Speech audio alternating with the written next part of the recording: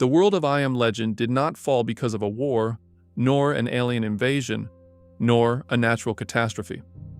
Civilization collapsed because of something far more ironic, a desperate attempt to save it. Everything began with a medical breakthrough that promised to change the history of humanity forever. A genetically modified virus, created from the measles virus, had been reprogrammed to attack cancer cells. Dr. Alice Krippin presented the treatment as a scientific revolution. According to her early trials, more than 10,000 patients with different types of cancer had been cured. For the first time in history, medicine seemed to have found a definitive solution to one of the most complex and devastating diseases on the planet. For a brief moment, the world celebrated this discovery. Little by little, hospitals stopped being places where people fought an incurable disease and became centers of recovery. The news spoke of the end of cancer. Scientists spoke of a new era for medicine. But human history is full of advances that seemed like miracles until they revealed unexpected consequences. And the Krippin virus would not be the exception. Something in its structure began to change. Like many viruses, the modified pathogen started to mutate once it was released into millions of different human bodies. This is because each organism offered a unique ecosystem with genetic variations that can alter the behavior of any biological agent. Because of this, what worked under controlled laboratory conditions turned into something unpredictable once it spread across the global population. This is how the virus began to evolve. The mutation was rapid.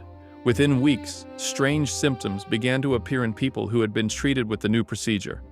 Fever, hemorrhages, episodes of extreme aggression. Patients who were supposedly cured began to attack others. The virus was no longer limited to destroying cancer cells. Now it was changing human behavior. When the disease became airborne, it was already too late. Cities began to fall one after another. Hospitals filled with infected people showing increasingly extreme symptoms. Governments attempted to contain the crisis with mass quarantines, military blockades, and emergency evacuations. But the virus was spreading too quickly. The result was a global catastrophe. Approximately 90% of those infected died within the first days of the illness. Their bodies simply could not withstand the virus's attack. Another small percentage survived, but not without consequences. The virus altered their bodies, their behavior, and their physiology in radical ways. These people became something new, something that could no longer be considered fully human. This is how the Dark Seekers were born. The rest of humanity practically disappeared, and only a very small fraction of the population proved to be immune to the virus. Among them was Robert Neville, a military virologist who had survived the collapse of civilization and was left trapped in a city that had turned into a massive tomb. For 3 years, Neville lived convinced that he was the last man on Earth. But what was really happening in that ruined world was something far more interesting. Because what the film does not reveal to us is that, while he was struggling to find a cure, another species was beginning to emerge among the ruins of humanity. And Neville still did not understand that, for that new species, he was the real monster.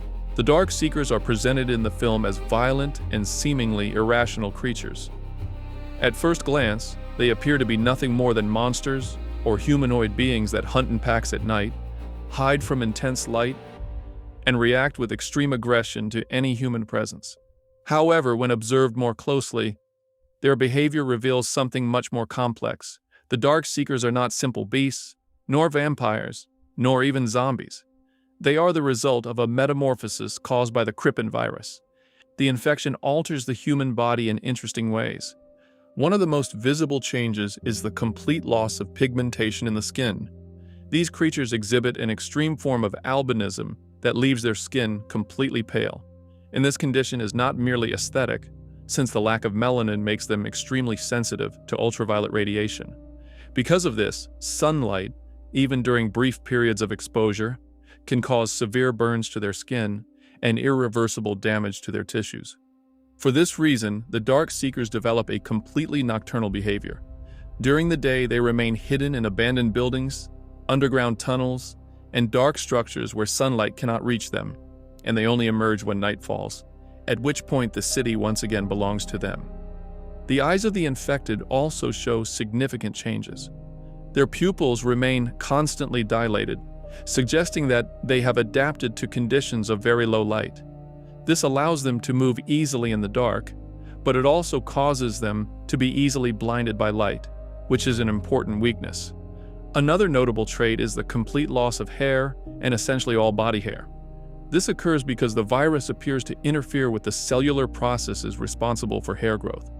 This could be explained by the fact that under conditions of extreme physiological stress, the human body tends to shut down functions that are not essential for immediate survival, and hair growth is one of the first processes to disappear. But the most important changes are not external. The Krippin virus also alters the endocrine system of its victims, particularly the adrenal glands. These glands regulate the production of adrenaline, a well-known hormone that prepares the body for situations of extreme stress. In the dark seekers, this system appears to be permanently activated, and their bodies exist in a constant state of fight or flight response. This explains several of their most notable characteristics. They possess physical strength considerably superior to that of humans. Their reflexes are faster. Their movement speed is remarkable. Even their ability to climb and jump appears amplified. All of this is because the hormone is constantly present in their circulatory system. However, this physiological state also has consequences. Dark seekers have difficulty breathing and tend to hyperventilate, likely due to the enormous oxygen demand generated by their accelerated metabolism. Their bodies function like biological engines operating at maximum performance at all times. An abnormally high body temperature is also observed, suggesting that the virus keeps the organism in a permanent state of infection or inflammation. But despite these changes, something surprising remains intact within them, as they still retain certain cognitive functions. In addition, the Krippin virus does not only affect humans. Throughout the film, it is also shown that the pathogen can infect other animal species. One of the clearest examples occurs with dogs. During one of the most iconic scenes, Neville and his companion Sam encounter a group of infected dogs that display symptoms very similar to those of the dark seekers: extreme aggression, loss of fur, and a clearly predatory behavior that ultimately leads to Sam becoming infected. This confirms that the virus can cross the species barrier, something that in biology is known as a zoonotic jump, a phenomenon in which a pathogen manages to adapt to different organisms. It is also mentioned that rats were infected during the early stages of the outbreak, which likely contributed to the initial spread of the virus within cities. Rodent populations in urban environments are enormous, and if the virus managed to establish itself in them, controlling the epidemic would have been virtually impossible. However, not all species appear to be affected. In several scenes, Neville hunts deer in Manhattan, and escaped lions from the zoo are also seen living freely in the city. These animals show no signs of infection. This suggests that the Krippin virus has a broad but not universal biological range. Some species can be carriers or victims of the virus, while others appear to be naturally immune. And this raises another disturbing possibility. If the virus can adapt to different organisms, its evolution could continue far beyond humans. On the other hand, in the film, we see that the Dark Seekers are capable of coordinating attacks, setting up ambushes, and reacting strategically to threats. In several scenes, it is shown that they can recognize patterns, remember events, and respond in an organized manner. This raises something important. If the virus destroyed much of humanity, but left part of its intelligence intact, then the Dark Seekers are not simply animals. They could be something much more dangerous. They could be the first step toward a new form of civilization. For much of I Am Legend, Robert interprets the behavior of the Dark Seekers under a very specific assumption that the virus has destroyed their higher cognitive functions. In his research notes, Neville describes the infected as creatures dominated by basic instincts, driven solely by hunger and aggression, which is why some confuse them with zombies. From his scientific perspective, the virus would have reduced the human brain to a primitive state. However, as the story progresses, evidence begins to appear that contradicts this interpretation. One of the first signs that the Dark Seekers are far more intelligent than Neville believes appears after he captures one of them himself. During one of his daytime expeditions, Neville uses a trap to capture an infected female and take her to his laboratory to experiment with possible cures. At that moment, something unexpected happens. A male Darkseeker briefly emerges from the shadows and exposes himself to daylight to confront him. For Neville, this behavior only confirms his theory that the infected have lost their ability to assess risk. But from another perspective, the scene suggests something very different. The Darkseeker is not acting out of hunger, he is reacting to the capture of his companion. This moment reveals something that Neville still fails to understand. The Darkseekers seem to maintain social and emotional bonds. They are not isolated predators. They function as an organized group. Shortly after, an even more disturbing event occurs. During one of his daily routines, Neville discovers that the mannequin Fred, who was normally inside the video store, has suddenly appeared in the middle of the street. At first, he is confused and lowers his guard. For years, he has walked those same empty streets, talking to mannequins to maintain his sanity. For a moment, he even doubts himself, but here he understands something disturbing. Someone moved that mannequin. As he approaches to inspect it, he steps on a rope strategically placed on the street. The mechanism is triggered, and the trap closes around his leg, violently lifting him off the ground. In the movement, his head strikes the pavement, knocking him unconscious while he is left hanging upside down. The trap is not improvised. In fact, it uses the same mechanism Neville had used to capture the infected female. This means that someone observed him. Someone studied his movements, his habits, and his daily routes. And it proves that the Darkseekers were not only reacting to his presence, they were studying him. The existence of a leader within these groups also becomes evident. In several scenes, an individual can be seen who appears to coordinate the actions of the others. This Darkseeker Alpha not only directs the attacks, but also demonstrates a capacity for recognition and identification. When he finds the female captured by Neville, his reaction is immediate, and because of this, he repeatedly strikes the laboratory glass with a clear mix of fury and desperation, and this behavior is very human. The social structure hinted at among the Darkseekers resembles many hierarchical systems observed in highly intelligent animal species. In groups of primates, wolves, or even certain marine mammals, the existence of leaders, pair bonds, and group cooperation is common. If the Darkseekers retain part of the human cognitive structure, then it is possible that they are rebuilding a completely new social system, a system more adapted to their biology. Their nocturnal nature could completely reorganize the way this new society functions. Instead of cities active during the day, the Darkseekers could develop a civilization that operates exclusively under the protection of darkness. Their underground shelters, tunnels, and abandoned buildings already function as safe spaces during daylight hours. There are also indications of communication among them. Although their verbal language appears limited or altered, the Darkseekers use sounds, screams, and gestures to coordinate their actions. All of this points to an important conclusion. The Krippin virus did not just create monsters. It created a new species. A species that retains fragments of original humanity, but has evolved to survive in a world that no longer belongs to humans. And while Robert Neville spends his days hunting them one by one, destroying the infected while they sleep, something ironic is happening at the same time. The Darkseekers are not trying to destroy what remains of the human world. They are trying to replace it. For 3 years, Robert lived convinced that he was fighting a war against mindless creatures. His routine was simple.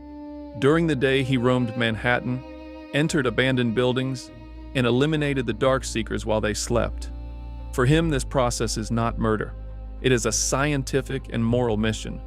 He is convinced that the infected have lost their humanity, and that exterminating them is a necessary step to save what remains of the world. But this interpretation depends entirely on one assumption, that the Darkseekers are no longer people.